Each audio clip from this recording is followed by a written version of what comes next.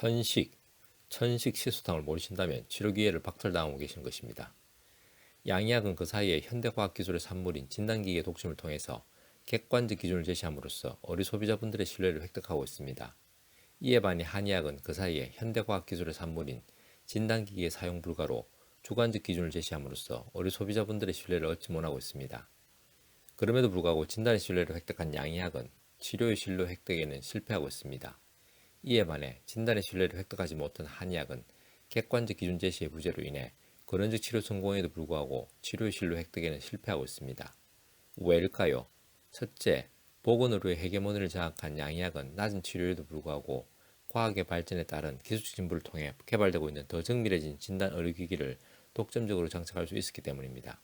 둘째, 언론 홍보의 헤게모니를 장악한 양의학은 낮은 치료율에도 불구하고 지속적이고 반복적인 언론 노출을 통해서 어린 소비자의 인식에 편향된 지식의 편협성을 독점적으로 장착할 수 있었기 때문입니다. 셋째, 사회제도의 헤게모니를 장악한 양의학은 낮은 치료율에도 불구하고 의료보험과 실손보험 등의 혜택을 통해 저효율의 사회적 비용에도 불구하고 본인 부담의 무저항성을 독점적으로 장착할 수 있었기 때문입니다.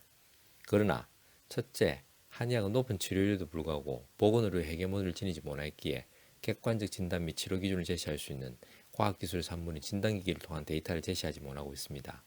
둘째, 한의학은 높은 치료율에도 불구하고 언론 홍보의 헤게모니를 지니지 못했기에 반복적이고 지속적으로 왜곡되고 폄훼된 대상으로 프레임 씌워지는 모욕의 수모를 과감하게 떨쳐내지 못하고 있습니다.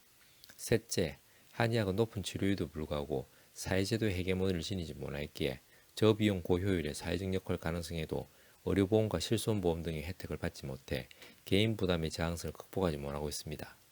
이러한 보건의료, 언론홍보, 사회제도의 모순은 높은 치료율에도 불구하고 한의학이 의료 소비자에게 선택받지 못함으로써 결국 의료 소비자는 근원적 치료 기회를 박탈당하게 되고 우리 사회는 높은 사회적 비용을 지출당하고 있습니다. 기존 의료의 뛰어난 검사와 처치에도 불구하고 천식으로 힘드시다면 천식 시소탕에 근원적 도움을 청하십시오. 한의학은 과학입니다. 한의학은 철학입니다. 건강은 균형입니다. 동양 한의원은 균형입니다.